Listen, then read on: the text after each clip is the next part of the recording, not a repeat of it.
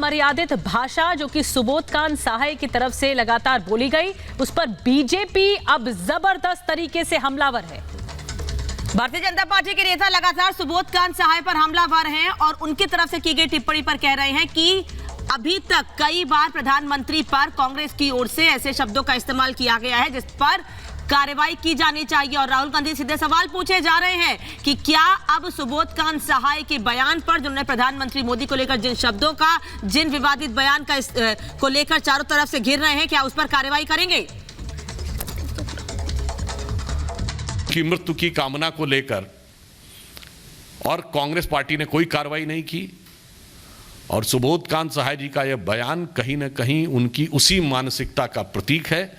परंतु वो कितने भी निचले स्तर पे जाते रहें, वो कितना भी इस प्रकार का प्रयोग करते रहें, मैं स्मरण दिलाना चाहता हूं कि एक बार जब मोदी जी विदेश के दौरे पर थे, उनसे पूछा गया था कि आप अहर्निश देश की सेवा करते हैं, छुट्टी नहीं लेते, इतनी ऊर्जा कहां से पाते हैं? तो उन्होंने कहा था, मैं रोज 1-2 किलो गाली खाता हूं।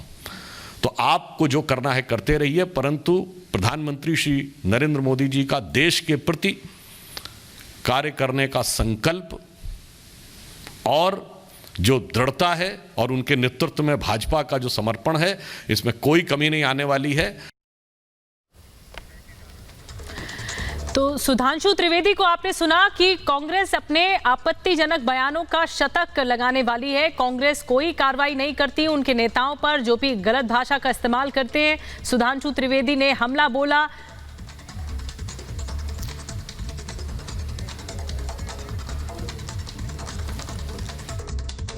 सुबोध कांत सहाय ने जर्मनी के तानाशाह हिटलर का नाम लेकर पीएम मोदी पर विवादित बयान दिया है। सुबोध कांत सहाय ने अग्निपथ स्कीम के विरोध के दौरान कहा कि पीएम मोदी हिटलर की राह चल रहे हैं। उन्होंने बोलते बोलते सियासत की सारी मर्यादा लांघ दी।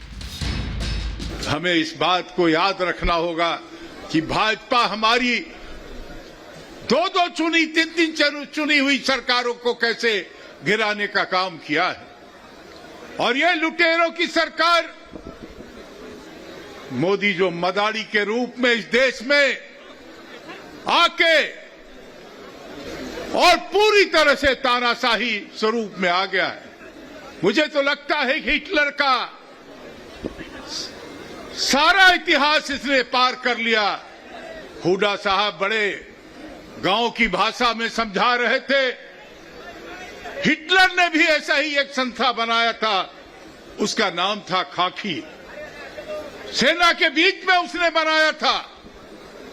मोदी हिटलर की राह चलेगा तो हिटलर की मौत मरेगा, ये याद रख लो मोदी।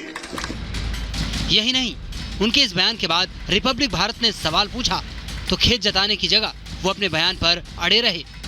आपने कंपेयर किया प्राइम मिनिस्टर नरेंद्र मोदी को हिटलर से, आपको लगता है ये अप्रोप्रिएट कमेंट था? 100% है, क्योंकि हिटलर ने भी एक खाकी करके संगठन इसी तरह से आर्मी में बनाया था, कॉन्सेप्चुअल। उसका क्या भविष्य होगा और क्या होगा, तो इसीलिए ये कहावत हमने कही है। सर, लेकिन प्राइम मिनिस्टर को ऐसा कमेंट करना बिल्कुल उचित नहीं कही है हमने। ये आपको समझना चाहिए कि जो आदमी में इतना दम नहीं है, ये राजनाथ सिंह हो या नरेंद्र मोदी, की पहली बार उन्होंने आर्मी चीफ को और तीनों सेना के पदाधिकारियों को आगे करके और इसको डिफेंड करा रहे। ये सेना के पदाधिकारी ने बनाया है या ये रक्षा मंत्रालय ने बनाया है या मोदी जी ने बनाया? सेना हम लोगों के लिए अल्टीमेट सम्मान का सूचक रहा है।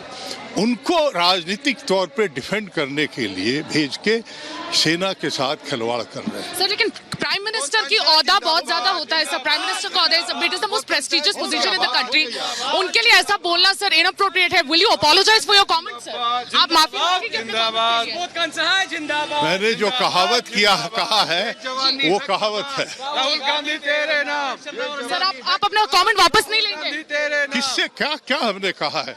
कहावत कभी वापस होता है? ये पहली बार नहीं है जब कांग्रेस नेता की तरफ से पीएम मोदी को लेकर विवादित बयान सामने आया हो। 2 दिन पहले ही नागपुर में कांग्रेस नेता शेख हुसैन ने भी पीएम का अपमान किया था।